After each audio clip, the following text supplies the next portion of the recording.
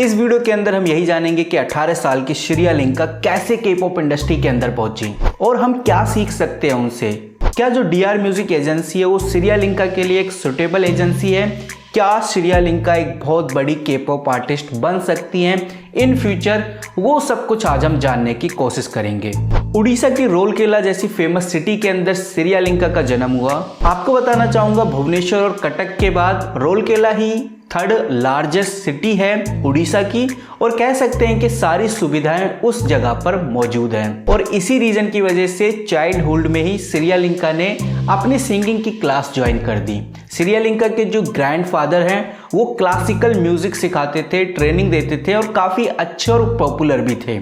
तो यहाँ से भी श्रेया ने सिंगिंग की क्लासेस लेना स्टार्ट करी। बात करें वेस्टर्न म्यूजिक की तो श्रेया ने जो वेस्टर्न म्यूजिक है वो ऑनलाइन यूट्यूब के जरिए सीखा, और साथ ही साथ श्रेया ने किंडरगार्टन जैसे पॉपुलर स्कूल्स के अंदर अपनी डांसिंग क्लास भी स्टार्ट करी। आपको एक बात बताना चाहूंगा 2009 के आसपास सोनी टीवी के ऊपर बूगी बूगी नाम का एक शो आता था, जिसके विनर मदन मोहन पूर्ति ने ही श्रेया को डांसिंग की ट्रेनिंग दी, और वहां से ही श्रेया ने कैसे वीडियो शूट करनी है, कैसे रिकॉर्डिंग करनी है, वो सब कुछ भी सीखा। क्योंकि मदन मोहन पूर्ति भी अपनी वीडियो रिकॉर्ड कर ही उस शो में जा पाए और उसी शो में विनर रह पाए, क्योंकि उनको पता है कैमरा कैसे फेस करना है, किन किन चीजों का ध्यान रखना है। ये सारी टैक्टिक्स श्रेया ने मदन मोहन पूर्ति से सीखी।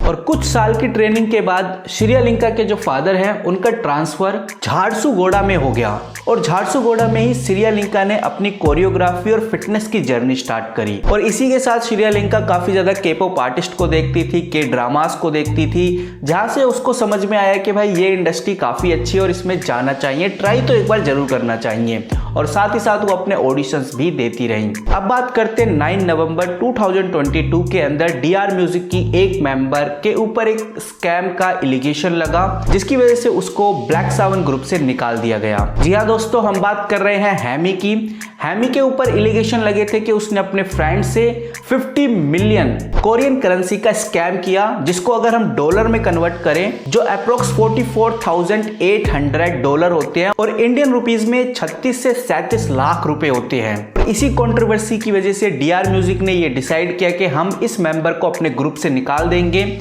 और ब्लैक सावन के अंदर एक मेंबर की जरूरत पड़ी, जिसकी वजह से उन्होंने ग्लोबल ऑडिशंस लिए, और इस ग्लोबल ऑडिशन के अंदर 4000 पीपल्स ने अपना एप्लीकेशन फॉर्म फिल किया, जिसमें से एक श्रेया भी थी, और उन 4000 के अंदर श्रेया का भी नाम आया। यहाँ पर गाइस जजेस के द्वारा श्रेया को सिलेक्ट किया गया, और इसी के साथ 33 और गर्ल्स थी जिनको सिलेक्ट किया गया, और इन 33 गर्ल्स को फिर से ऑडिशन देना था, अपनी एक सिंगिंग की वीडियो शूट करनी थी। उसके बाद सिर्फ 4 गर्ल्स बची थी, जिसके अंदर श्रेया का भी नाम था। थर्ड राउंड में इनको कोरिया आना था, कोरिया बुलाया गया कि भाई आपको कोरिया आकर ऑडिशंस देने हैं, और जब थर्ड राउंड की बारी आई तो 2 मेंबर्स ने ड्रॉप आउट कर दिया, यानी कि वो दोनों मेंबर्स नहीं जाना चाहते थे। हो सकता है कि उनके पास टिकट का प्राइस नहीं था, या हो सकता है कि उनके पास कोई और अदर रीजन हो। और फिर कोरिया के अंदर सिर्फ 2 मेंबर पहुंच पाए, जिसमें से एक श्रेया थी और दूसरे ब्राजील के एक सिंगर थी, जिसमें से श्रेया को सिलेक्ट किया गया। 6 मंथ की ट्रेनिंग के बाद ये डिसाइड हुआ कि श्रेया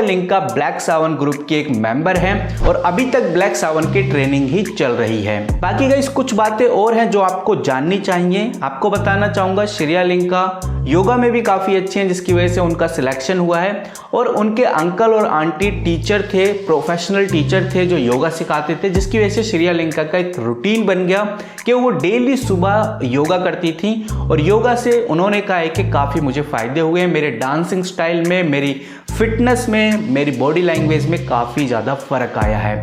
तो बोलते हैं ना जिस तरह से कि योगा से ही होगा, वो बात सच हुई कि योगा से ही के पॉप के अंदर भी आपको एंट्री मिल जाती है। लेकिन फिर बात आती है डीआर म्यूजिक कंपनी की।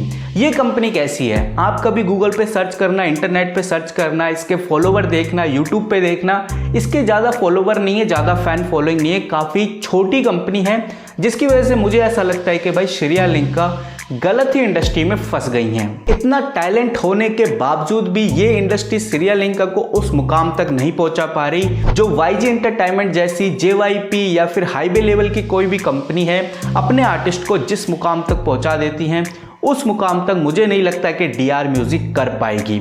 तो कहीं ना कहीं इसी बात का डर है कि सीरियालिंका जिस इंडस्ट्री में गई है वहां पर ग्रोथ बहुत ही ज़्यादा कम है।